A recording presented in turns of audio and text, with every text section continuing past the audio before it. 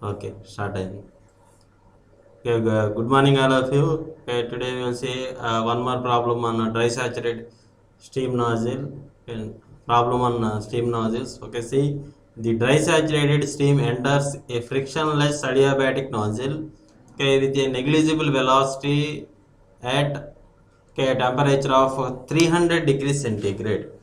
Okay, initial temperature is 300 degrees centigrade and the condition of steam is dry saturated steam.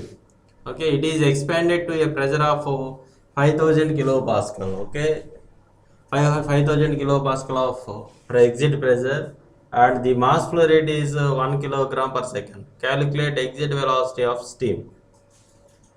Okay, okay, dry saturated steam enters a friction nozzle and with a negligible velocity, temperature is given.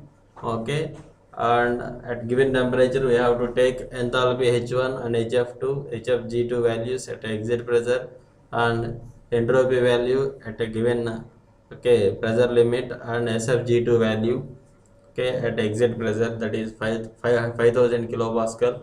You have to convert that kilopascal into bars by dividing by converting that into pascals and by dividing with 10 power 5.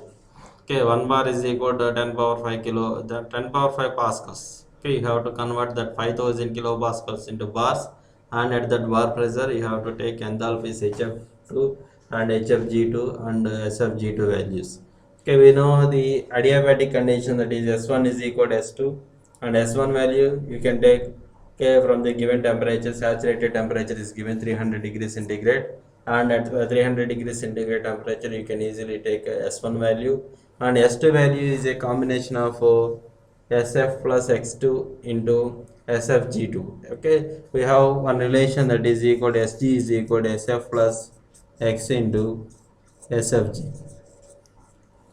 Okay, in place of SFG, you can also write SG minus SF.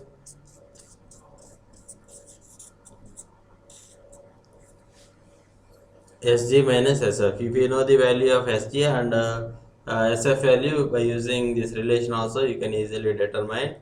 Okay, SFG value is SG minus SF. If you substitute SG and SF values in this equation, you can easily determine the X2 value.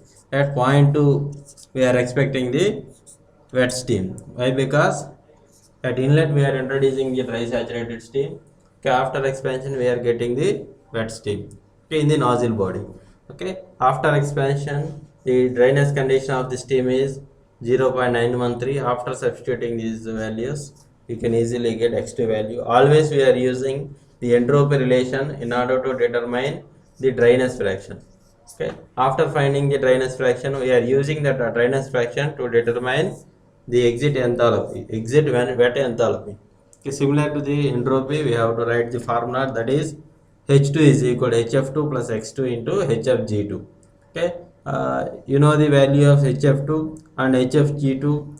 Okay, at exit pressure 500 kilopascal, you can easily take HF2 and HFG2 values from the steam table book. And before that, you have to convert that 500 kilopascals into bars.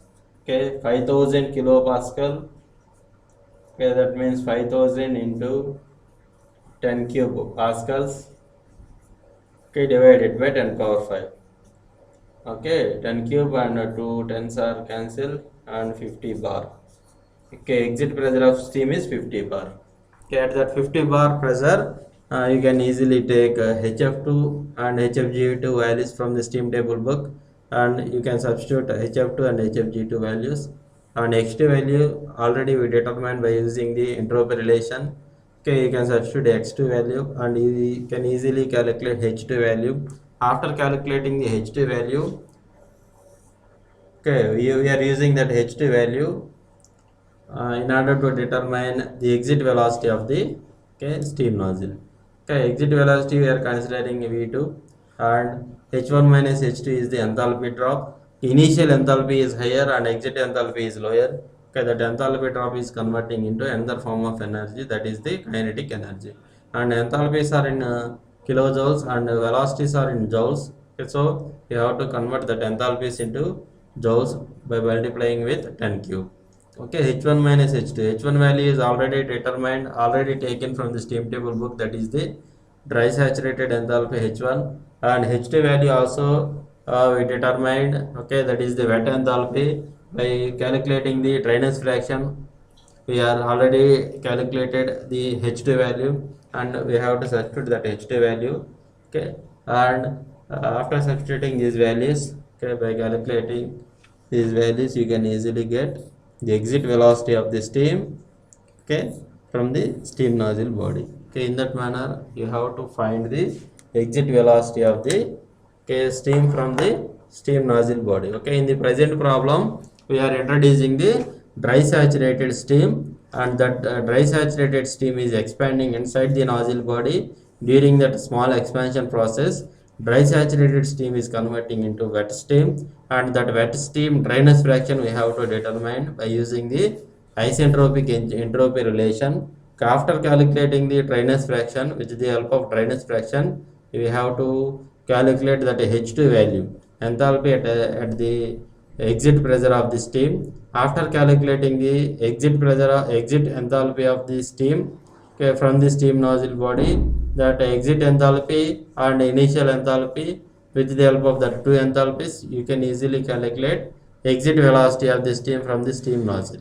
Okay, this is the final answer for our present problem. In next class, we will see some more problems on ఇక్కడ